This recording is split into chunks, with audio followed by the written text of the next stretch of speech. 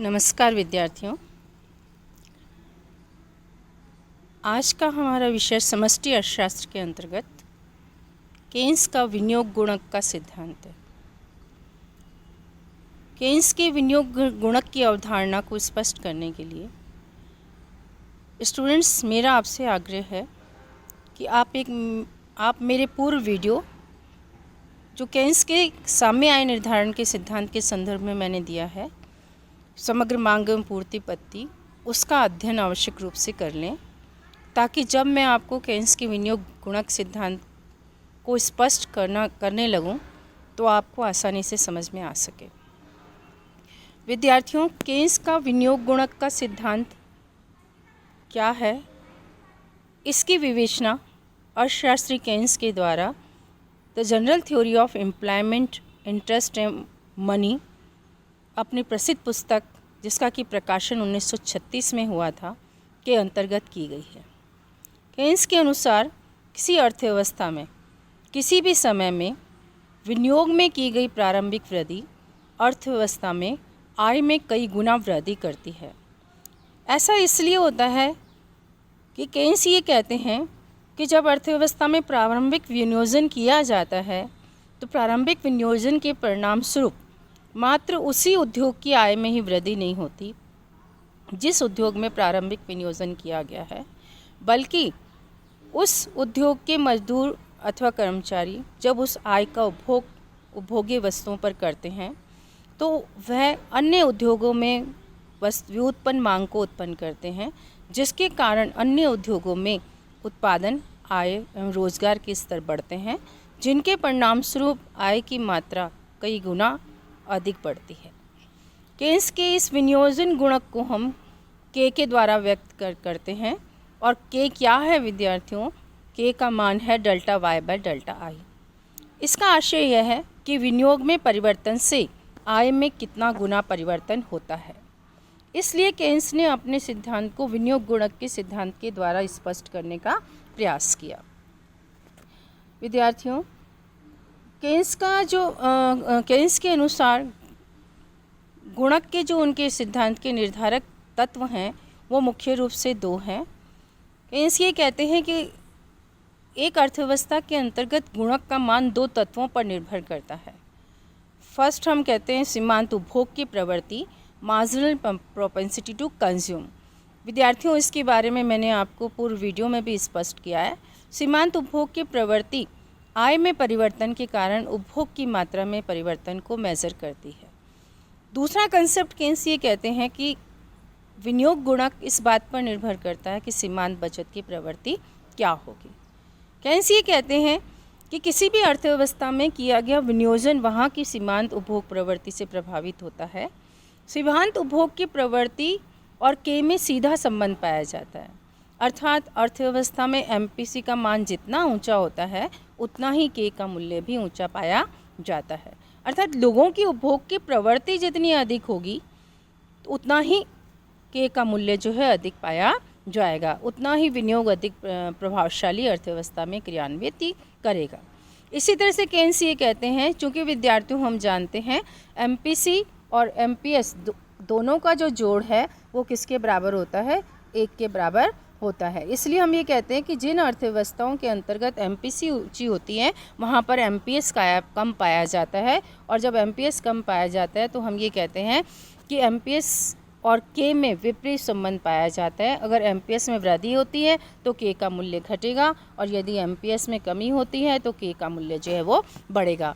इस प्रकार हम देखते हैं कि केन्स के विनियोग गुणक को सिद्धांत को यदि हम स्पष्ट करना चाहते हैं तो एमपीसी और के में सीधा संबंध पाया जाता है और एमपीएस और के में विपरीत संबंध पाया जाता है। इसको मैंने एक न्यूमेरिकल एग्जाम्पल के जरिए आपको स्पष्ट करने का प्रयास किया है। विद्यार्थियों, यदि मैं इस एग्जाम्पल में ये मान के चलूँ कि बी का मान 0.75 है, यानी किसी अर्थव्यवस्था में एमपीसी जो है वो 0.75 पाई जाती है। इसका अभिप्राय यह है कि यदि लोग 1 रुपया अर्न करते हैं तो 0.75 पैसे से वो उपभोग की राशि को बढ़ा देते हैं। उनके द्वारा 0.75 पैसे जो है उपभोग वस्तुओं पर उपभोग किया जाता है। जब 0.75 से उपभोग किया जाता है तो क्योंकि हम जानते हैं एमपीसी का सूत्र क्या है, अभी मैंने आपको स्पष्ट किया कि = 1 - 1/b। इस सूत्र के द्वारा हम k का मान ज्ञात करते हैं। यदि मैं k का मान यहाँ ज्ञात करती हूँ 1/1 माइनस 0.75, तो मुझे जो k का मूल्य प्राप्त होता है वो k का मूल्य क्या प्राप्त होगा 1/0.25 विच मीन्स इक्वल टू 4। इसका मतलब ये है कि यदि MPC हमारी 0.75 है तो k का मान जो प्राप्त होगा वो 4 के बराबर प्राप्त होगा। इसका अभिप्राय यह है कि अर्थव्यवस्था में यदि 100 करोड़ से विनियोजन किया जाता है तो आय में जो परिवर्तन होगा वो विद्यार्थियों किससे होगा 400 करोड़ से। किया गया विनियोजन 100 मल्टीप्लाइड बाय, क्योंकि 4 की वैल्यू जो है हमारी वो k की वैल्यू जो है हमारी 4 है, तो हम ये कहते हैं ये विनियोजन को इंगित करता है। ये प्रारंभिक विनियोग हम 100 के बराबर करें और यदि k का मान हमारा 0.75 MPC के अकॉर्डिंग 4 है तो ऐसी स्थिति में अर्थव्यवस्था में आय का स्तर कितना बढ़ जाएगा 400 करोड़ से। इसी प्रकार मैं आपको स्पष्ट कर रही हूँ, यदि मैं ये कहूँ कि MPC अर्थव्यवस्था में बढ़ जाती है और B = 0.80 हो जाती है तो ऐसी स्थिति में हम क्या देखते हैं, वैल्यू को पुट करने पर हमें जो k का मान प्राप्त होता है वो प्राप्त होता है 5। अर्थात ऊंची MPC होने के कारण किया गया 100 करोड़ का विनियोजन अर्थव्यवस्था में आय के स्तर को 500 करोड़ से बढ़ा देता है। ये किस क्यों पॉसिबल हो विद्यार्थियों, क्योंकि हमारी MPC की जो मान है 0.75 से बढ़कर के 0.80 हो गया। तो मैंने आपको ये स्पष्ट किया कि k का मान किस पे डिपेंड करता है, MPC की वैल्यू पर। जिन अर्थव्यवस्थाओं में MPC ऊंची होती है वहाँ k का मान ऊंचा होता है और जिन अर्थव्यवस्थाओं में MPC की वैल्यू कम होती है वहाँ पर k का मान कम होता है। तो किया गया विनियोजन के कारण आय पर इम्पैक्ट किसकी वजह से आ रहा है, MPC की वजह से, और हमने दोनों एग्जाम्पल के जरिए आपको स्पष्ट करने का प्रयास किया। और चूँकि मैंने अभी आपको स्पष्ट किया विद्यार्थियों कि MPS किसके बराबर होती है, MPS is always equal to 1 minus MPC। और इस एग्जाम्पल में यदि मैं ये कहूँ कि MPC अगर हमारी MPC जो है 0.75 है तो ऐसी स्थिति में MPS क्या हो गया 0.25। अब MPS की वैल्यू जब 0.25 है तो हम ये कहते हैं कि k क्या होता है, k अपने आप में इन्वर्स ऑफ 1/MPS होता है, इन्वर्स ऑफ MPS। तो ऐसी स्थिति में हमारी MPS 0.25 है तो k की वैल्यू क्या होगी 1/25 विच मीन्स इक्वल टू 4। और इक्वल टू 4 होने के कारण हम क्या कहते हैं, किया गया विनियोजन 100 करोड़ का आय को जो है 400 करोड़ से बढ़ा देगा। लेकिन यदि मैं ये कहूँ कि अर्थव्यवस्था में MPS का मान जो है, MPC जो है 0.80 है तो MPS का मान आपको क्या प्राप्त होता है 0.20, यानी वहाँ पर सीमांत बचत की प्रवृत्ति जो है वो कम पाई जाती है। जब सीमांत बचत की प्रवृत्ति जो कम पाई जाती है तो हम क्या कहेंगे कि k की वैल्यू जो है वो बढ़ेगी। और इस एग्जाम्पल में MPS 0.20 होने की वजह से मैं आपको कैलकुलेट करके बताऊं k का मान हमें क्या मिलता है 5। तो जिसके कारण हमारी इनकम में परिवर्तन 100 करोड़ से विनियोग के बढ़ने के कारण इनकम में जो परिवर्तन होता है 500 करोड़ से होता है। तो स्टूडेंट्स आपको ये स्पष्ट हो गया कि इस एग्जाम्पल के द्वारा जो मैंने आपको न्यूमेरिकल वे में स्पष्ट किया है कि एक MPS और k में सीधा संबंध पाया जाता है और MPC और k में सीधा संबंध पाया जाता है और MPS और k में विपरीत संबंध पाया जाता है। तो इस प्रकार से एक गणितीय उदाहरण के द्वारा हम अर्थव्यवस्था के अंतर्गत k की अवधारणा को अच्छी तरह से स्पष्ट कर सकते हैं। अब मैंने ये प्रयास किया विद्यार्थियों कि हमने अभी आपको इस स्लाइड में बताया था कि k का मान क्या होता है 1/1 माइनस b। अभी मैंने पूर्व स्लाइड में आपको स्पष्ट किया कि k का मान क्या होता है 1/1 माइनस b। ये 1/1 माइनस b या हम कहते हैं k का मान बराबर होता है delta y upon delta i। तो ये हम delta y upon delta i को कैसे प्राप्त करते हैं या k equal to 1/1 minus b को कैसे प्राप्त करते हैं, उसकी बीजगणितीय उत्पत्ति के बारे में मैं इस स्लाइड में आपको विवेचना करने जा रही हूँ, जो कि अध्ययन का एक महत्वपूर्ण भाग है और मैं उसको आपको स्पष्ट कर रही हूँ। सबसे पहले मैं आपको स्पष्ट करूं कि मैंने जो ये लिया है y = c+i, ये क्या है, हमारा समग्र मांग फलन है। और इस समग्र मांग फलन के अंतर्गत हमने पूर्व वीडियो में आपको साम्य आय निर्धारण के सिद्धांत में स्पष्ट किया था कि हम जानते हैं कि केयन्स का उपभोग फलन क्या होगा, c = a + by।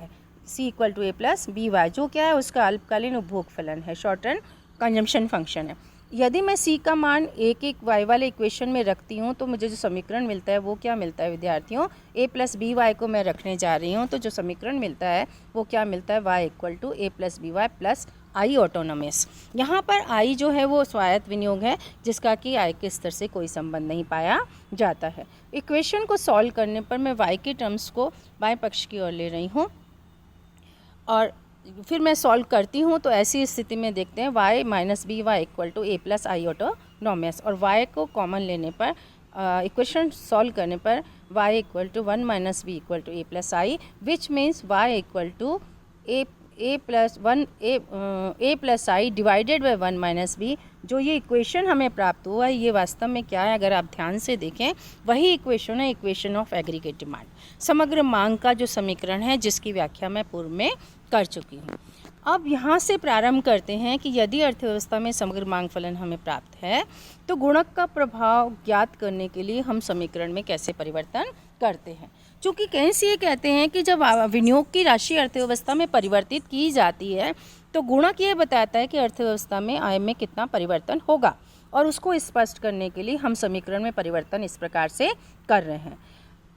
आय पर प्रभाव जानने के लिए मैंने समीकरण में जो परिवर्तन किया है वो किया है आपका बायां पक्ष y प्लस डेल्टा वाई, यानी आय में परिवर्तन, जो आय हमारे पास ओरिजिनल है y उसमें परिवर्तन plus delta Y which is equal to जो आपका इक्वेशन का पार्ट है a plus I plus delta I, कि किसके परिवर्तन के कारण, विनियोग के परिवर्तन के कारण आय में क्या परिवर्तन हुआ है। ये आपका जो समीकरण है वास्तव में गुणक के सिद्धांत को स्पष्ट करता है, यानी हम गुणक की परिभाषा यही करते हैं कि आय में परिवर्तन, विनियोग में परिवर्तन से आय में कितने गुना परिवर्तन होगा। तो ये जो समीकरण मैंने आपको दिया ये क्या है, विनियोग के इम्पैक्ट को बताएगा। इसी को सॉल्व करते हुए विद्यार्थियों हम आगे बढ़ रहे हैं कि डेल्टा वाई जो है वो डेल्टा वाई को हम निकालना चाहते हैं, तो मैंने क्या किया, डेल्टा वाई इक्वल टू वही इक्वेशन हम आगे रिपीट कर रहे हैं, A plus I divided by 1 minus B plus delta I divided by 1 minus B. इस y को हमने दाईं ओर शिफ्ट किया है तो y को दाईं ओर शिफ्ट करने से y की वैल्यू क्या हो गई, माइनस y नेगेटिव। और delta y equal to next step, delta y equal to A plus B Y same I divided by 1 minus B plus delta I divided by 1 minus B. y का जो मान हमारे पास में यहाँ है y equal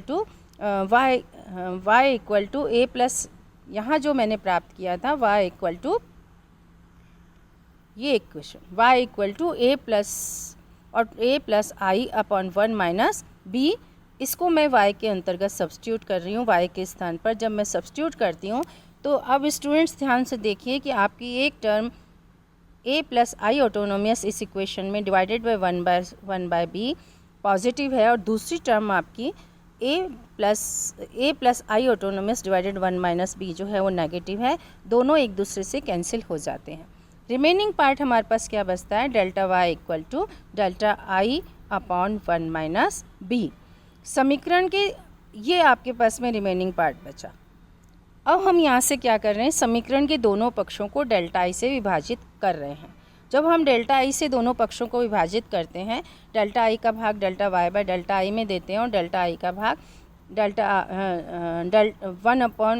delta I upon 1 minus B multiplied by 1 upon delta I करते हैं, यानी दोनों ही पक्षों को हम डेल्टा आई से विभाजित कर रहे हैं। और जब हम ये करते हैं तो डेल्टा आई से आपका डेल्टा आई कैंसिल हो जाता है, ये देखिए यहाँ कैंसिल हो जाता है, और आपके पास क्या बचता है, delta Y upon delta I equal to 1 upon 1 minus B which is equal to के।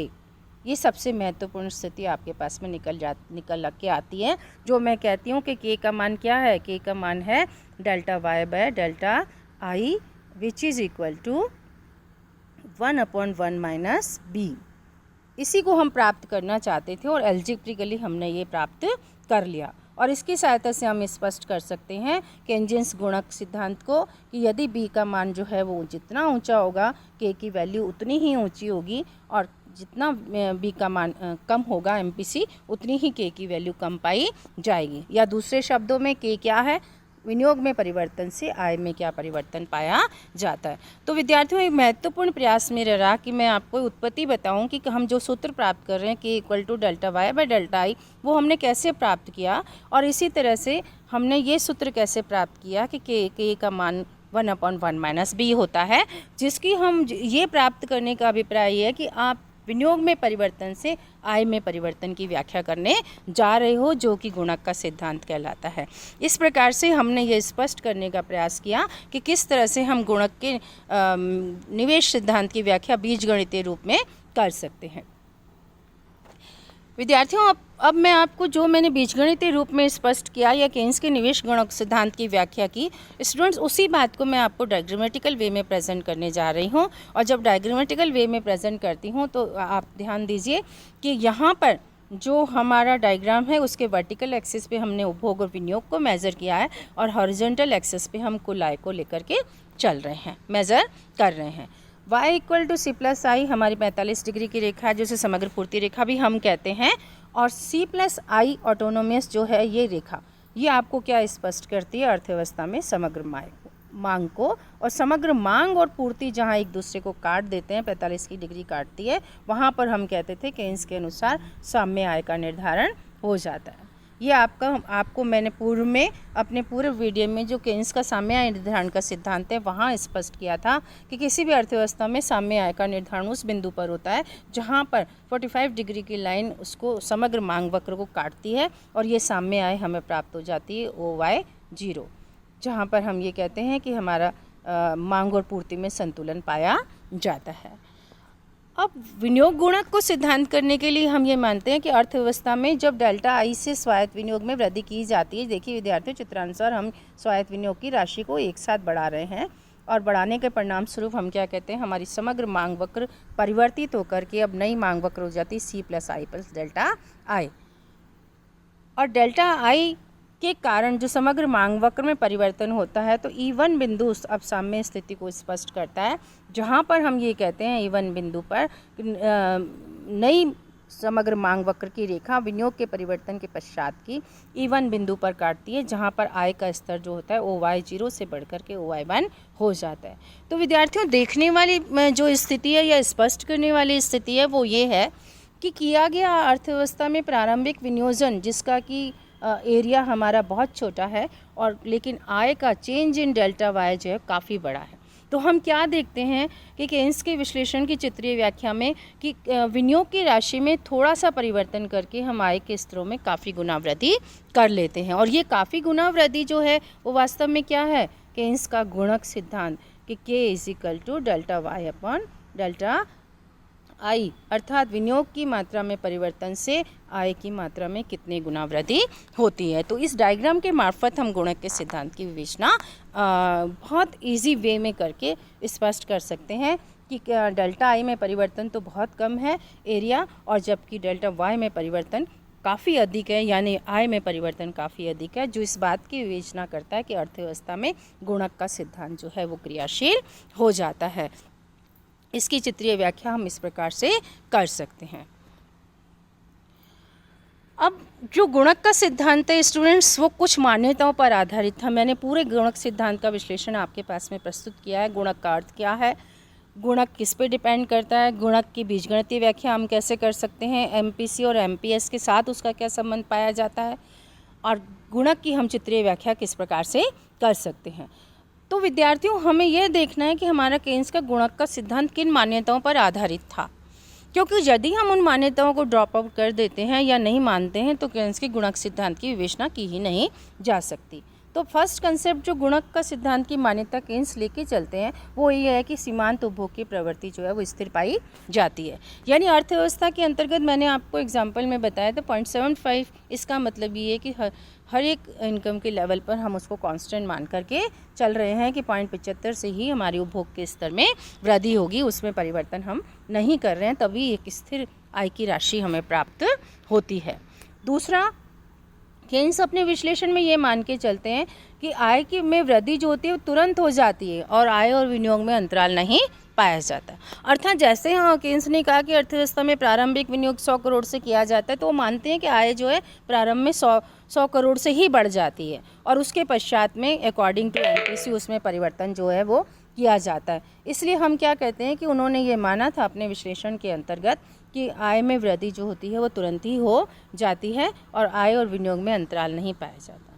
तीसरा विश्लेषण केन्स का इस बात पर डिपेंड करता है कि अर्थव्यवस्था जो है अपने आप में बंद अर्थव्यवस्था है, क्लोज इकोनॉमी है, यानी अंतर्राष्ट्रीय व्यापार की स्थिति नहीं पाई जाती। यदि अंतर्राष्ट्रीय व्यापार पाया जाता है, आयात किए जाते हैं, तो अर्थव्यवस्था में से उपभोग का लीकेज हो जाएगा, और लीकेज हो जाएगा तो वो इम्पैक्ट जो हम गुणक पर चाहते हैं वो प्राप्त नहीं हो पाएगा। इसलिए केन्स ये मान के चलते हैं कि अर्थव्यवस्था जो है बंद अर्थव्यवस्था पाई जाती है। चौथा महत्वपूर्ण मान्यता जो हम मान के चलते हैं वो भी उपभोग में अतिरिक्त क्षमता विद्यमान है। यानी व्यक्ति जब इनकम को अर्न करते हैं तो उपभोग जो है वो अधिक मात्रा में बढ़ाते हैं, या हम कहते हैं उपभोग में वृद्धि की जाती है। और जब उपभोग में वृद्धि की जाती है तो इनकम का अधिकांश भाग जो है उनके द्वारा बढ़ी हुई इनकम का अधिकांश भाग जो है उनके द्वारा उपभोग पर खर्च किया जाता है। उपभोग पर खर्च करने से नेचुरल है कि प्रेरणा उत्पन्न होगी उत्पादकों के लिए, क्योंकि मांग बढ़ेगी तभी तो उत्पादक उत्पादन बढ़ाएंगे, रोजगार बढ़ाएंगे और आय के स्रोतों में वृद्धि करेंगे। इसलिए हम ये कहते हैं कि उपभोग में अतिरिक्त क्षमता पाई जाती है। फोर्थ इम्पॉर्टेंट बात जो उन्होंने की, उद्योगों में अतिरिक्त उत्पादन क्षमता होती है। यानी जिस अर्थव्यवस्था में हम विनियोग गुणक को प्रभावी रूप से संचालित करना चाहते हैं वहाँ पर उद्योगों में अतिरिक्त उत्पादन की क्षमता पाई जाती है। यदि उत्पादन की अतिरिक्त क्षमता नहीं होगी तो विनियोग के परिणाम स्वरूप जो श्रमिक आय प्राप्त करेंगे और वस्तुओं की मांग में वृद्धि होगी, और वस्तुओं की मांग में वृद्धि होती है तो प्रोड्यूसर्स में भी वो कैपेसिटी होनी चाहिए कि उस मांग को सेटिस्फाइड कर सकें। यदि वो सेटिस्फाइड कर देंगे तो ऐसी स्थिति में हम कहते हैं कि केन्स के गुणक का सिद्धांत जो है वो बहुत अच्छी तरह से लागू हो जाएगा। इसलिए इस महत्वपूर्ण मान्यता को हम मान करके चलते हैं। पांचवी महत्वपूर्ण मान्यता हम ये मान के चलते हैं कि गुणक का प्रभाव मात्र मौद्रिक ही नहीं होना चाहिए वरन वास्तविक रूप में भी है। अगर मौद्रिक ही मानेंगे तो वास्तविक उत्पादन और उपभोग में वृद्धि नहीं होगी, लेकिन गुणक को इम्प्लीमेंट होने के लिए ये आवश्यक है कि गुणक के परिणाम स्वरूप मौद्रिक आय में जो वृद्धि हो वो केवल मौद्रिक ही न हो वरन वास्तविक रूप में होनी चाहिए। इस प्रकार से गुणक के सिद्धांत की इन मान्यताओं के आधार पर हम गुणक के सिद्धांत की विवेचना कर सकते हैं। केन्स के निवेश गुणक सिद्धांत के रिसाव क्या हैं? कई बार ऐसा होता है कि गुणक का सिद्धांत हम पढ़ते हैं लेकिन हम ये कहते हैं कि वो अर्थव्यवस्था में अच्छी तरह से इम्प्लीमेंट ही नहीं हो पाया। तो ऐसे क्या कारण होते हैं जिनके कारण जितना प्रभाव हम चाहते थे कि विनियोग में वृद्धि हो उसके कारण आय में उतना गुना परिवर्तन होना चाहिए, लेकिन वास्तव में यदि उतना परिवर्तन नहीं होता है तो कोई ना कोई कारण तो उसके लिए रिस्पॉन्सिबल होता है ये स्टूडेंट्स कि वो क्यों नहीं गुणक का इतना इम्प्लीमेंटेशन जो है प्रॉपर रूप में हो पाया, या जितना गुना हम विनियोग में वृद्धि करते हैं उतने गुना आय क्यों नहीं बढ़ी। उसके पीछे बहुत से फैक्टर्स जो हैं वो रिस्पॉन्सिबल हैं, और उन फैक्टर्स में हम ये कह रहे हैं, जैसे हम ये कहते हैं बचत। यदि अर्थव्यवस्था में बचतों में वृद्धि होती है तो बचतों में वृद्धि का परिणाम क्या होगा? जैसे अभी मैंने कहा कि बस बचत बढ़ेगी तो एमपीएस बढ़ेगी, और एमपीएस बढ़ेगी तो के का मान किस पे डिपेंड करता है? 1/MPS पे। जब इसमें वृद्धि होगी तो और इसमें विपरीत संबंध पाया जाता है, तो उपभोग नहीं करके लोग बचत को बढ़ाएंगे तो नेचुरल है कि उपभोग की मात्रा अर्थव्यवस्था में कम बढ़ेगी। जब उपभोग की मात्रा अर्थव्यवस्था में कम बढ़ेगी तो ऐसी स्थिति में हम क्या कहते हैं कि अर्थव्यवस्था के अंतर्गत विनियोजन के परिणाम स्वरूप आय के स्रोतों में उतनी वृद्धि नहीं होगी। तो बचत एक महत्वपूर्ण फैक्टर है जिसके कारण हम ये कहते हैं कि अर्थव्यवस्था के अंतर्गत गुणक उस अनुपात में क्रियाशील नहीं होता जितना हम सोचते हैं, क्योंकि बचत और एमपीसी और के में विपरीत संबंध पाया जाता है। दूसरा फैक्टर जो केन्स के गुणक सिद्धांत के रिसाव के लिए उत्तरदायी है वो ये है कि कर्जों का भुगतान। कई बार ऐसा होता है कि अर्थव्यवस्था के अंतर्गत आय तो बढ़ जाती है, विनियोजन के परिणाम स्वरूप आय तो इंक्रीज हो गई है आपकी, लेकिन उस बढ़ी हुई इनकम का हम उपभोग करने की बजाय क्या करते हैं, पुराने कर्जों को चुकाने में उपयोग कर लेते हैं। जैसे हम कहते हैं परिवार पर के पास के समक्ष भी कुछ कर्जे होते हैं और इसी तरह से व्यापारियों के पास भी कुछ कर्जे होते हैं। यदि वो अपनी बढ़ी हुई इनकम का उपयोग कर्जों को चुकाने में कर देते हैं तो अर्थव्यवस्था के अंतर्गत उपभोग की सीमांत प्रवृत्ति या उपभोग की प्रवृत्ति बढ़ती नहीं है, और बढ़ती नहीं है तो लोगों के द्वारा कम अंश जो है उपभोग पर खर्च किया जाता है। जब कम अंश खर्च किया जाता है तो नेचुरली उत्पादन की प्रेरणाएँ घटती हैं, रोजगार घटता है और आय का जो प्रवाह है वो घटता है, या निवेश गुणक उतनी आसानी से क्रियाशील नहीं होता है। इसी तरह से हम ये कहते हैं कि करों में वृद्धि भी एक फैक्टर है जो कि गुणक की क्रियाशीलता को प्रभावित करता है। जैसे हम ये कहते हैं कि कर की राशि जो है वो बढ़ती है अर्थव्यवस्था के अंतर्गत, तो लोगों के पास में उनकी डिस्पोजेबल इनकम या खर्च योग्य आय जो है वो कम हो जाती है। जब खर्च योग्य आय डिस्पोजेबल इनकम वाइडी उनकी कम हो जाती है तो नेचुरल है कि उनके द्वारा उपभोग कंजम्पशन जो होगा वो कम किया जाएगा। और जब वो कंजम्पशंस कम करेंगे तो हम कहते हैं गुणक प्रभाव उतना अच्छी तरह से क्रियाशील नहीं होगा, क्योंकि गुणक का मान किस पे डिपेंड करता है, MPC। तो करों में वृद्धि के लिए एक अल्टरनेट कंसेप्ट ये भी दिया जाता है कि जब सरकार कर लेती है तो कुछ अंश वो वापस व्यय करती है और व्यय के जरिए रोजगार के मार्फत जो है व्यक्तियों तक पहुंच जाता है। लेकिन हम ये कहते हैं कि इतना प्रॉपर वे में हम एनालाइज नहीं कर सकते कि सरकार जो कर से पैसा ले रही है क्या वास्तव में वो सार्वजनिक व्यय का पूर्ण हिस्सा बन जाएगा। इसलिए कहीं ना कहीं लीकेज जो है वो उत्पन्न हो जाती है, और जिसके परिणाम स्वरूप हम ये कहते हैं कि MPC गुणक का सिद्धांत इस रूप में क्रियाशील नहीं हो पाता जिस रूप में उसे होना चाहिए। इसी प्रकार से हम कहते हैं नगद अपसंचयन की प्रवृत्ति। यदि ये इकोनॉमी ऐसी है कि वहाँ पे विनियोग क्रियाशील हो रहा है, डेल्टा आई बढ़ने से विनियोग डेल्टा वाई भी बढ़ रही है, लोगों के हाथों में इनकम का सर्कुलेशन भी जा रहा है, लेकिन लोग क्या कर रहे हैं, उस इनकम को कहीं भी इन्वेस्ट नहीं कर रहे हैं और अपने पास में या उपभोग पर खर्च नहीं कर रहे हैं, अपने पास में नगद रूप में संचय करके चल रहे हैं। जब उनके द्वारा नगद रूप में संचय किया जाता है तो परिणाम स्वरूप क्या है, एक आय का वह भाग जो है वो उपभोग से अलग हो जाता है और उपभोग प्रवृत्ति में कमी पाई जाती है। इसलिए हम ये कहते हैं कि जिन अर्थव्यवस्थाओं में नगद अपसंचयन कैश होल्डिंग्स की प्रवृत्ति पाई जाती है वहाँ पर गुणक का सिद्धांत जो है लीकेज आ जाती है और गुणक का सिद्धांत उतना इफेक्टिव नहीं हो पाता। इसी तरह से हम ये कहते हैं अवितरित लाभांश। स्टूडेंट्स, ये अवितरित लाभांश क्या होता है? कंपनी के पास में दो तरह के डिविडेंड्स होते हैं, कुछ तो वो अपने कर्मचारियों में बांट देती है और कुछ लाभांश जो है अपने पास में पुनः विनियोजन के लिए अथवा रख लेती है किसी कारणवश। जो ये लाभांश अवितरित रह जाते हैं वे व्यक्तियों के हाथों में आय के रूप में नहीं पहुंचते हैं। जब वो आय के रूप में नहीं पहुंच पाते हैं तो ये लाभांश जो हैं अपने आप में आय के रूप में ना पहुंचने के कारण उपभोग की मात्रा में कमी करते हैं, और उपभोग की मात्रा में कमी करते हैं तो अर्थव्यवस्था में विनियोग के कारण अतिरिक्त उत्पादन क्षमता जो होती है वो उत्पन्न नहीं हो पाती। इसलिए इस फैक्टर को भी हम एक रिसाव मानते हैं गुणक के सिद्धांत की क्रियाशीलता के अंतर्गत।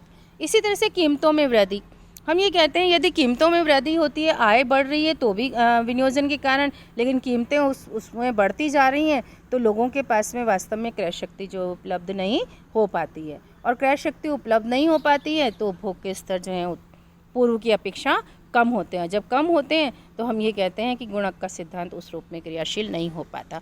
तो विद्यार्थियों, ये कुछ रिसाव थे जो कि गुणक की क्रियाशीलता को प्रभावित करते हैं। अब हम लास्ट पॉइंट अपना कवर कर रहे हैं कि गुणक के सिद्धांत का महत्व क्या है। केन्स का गुणक का सिद्धांत बहुत ही महत्वपूर्ण योगदान है समष्टि अर्थशास्त्र के अंतर्गत, जिसके द्वारा उन्होंने ये स्पष्ट करने का प्रयास किया कि अर्थव्यवस्था के अंतर्गत जब विनियोग की मात्राओं में वृद्धि की जाती है तो अर्थव्यवस्था में आय के स्तर कई गुना बढ़ते हैं। और ये एक इम्पॉर्टेंट योगदान इन अर्थों में है कि ये जो सिद्धांत दिया गया था महामंदी की स्थिति में दिया गया था। महामंदी की स्थिति में जब मौद्रिक नीति फेल्योर हो चुकी थी और अर्थव्यवस्थाएं गर्त में जाने लगी थी तो केन्स का निवेश गुणक का सिद्धांत ही ऐसा इम्पॉर्टेंट सिद्धांत था जिसने अर्थव्यवस्थाओं को पुनः महामंदी की स्थिति से उबारने का प्रयास किया। जैसे हम कह सकते हैं कि इस सिद्धांत का महत्व राजकोषीय नीति के योगदान में पाया जाता है कि जो राजकोषीय नीति है वास्तव में वो क्या है। राजकोषीय नीति के योगदान में पाया जाता है। राजकोषीय नीति अपने आप में ऐसी नीति होती है जो कि सरकार की कर और व्यय की नीति मानी जाती है। तो उसके अंतर्गत सरकार टैक्सेशन पॉलिसी या एक्सपेंडिचर की पॉलिसी अडॉप्ट करती है तो अर्थव्यवस्था में रोजगार कई गुना अधिक मात्रा में बढ़ता है। इसी तरह से हम ये कहते हैं कि व्यापार चक्रों के अंतर्गत भी इसका महत्वपूर्ण स्थान पाया जाता है। और व्यापार चक्र जब हम इसको लेकर के चलते हैं तो ऐसी स्थिति में हम ये कहते हैं कि मंदी और तेज़ी की परिस्थितियां अर्थव्यवस्था में पाई जाती हैं।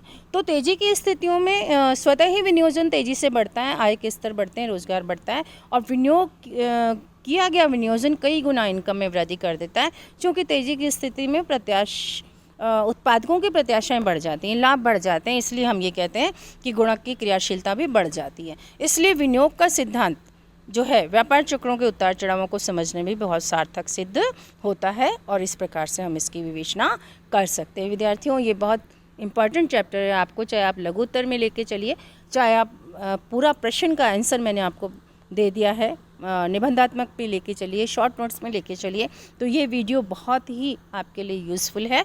धन्यवाद।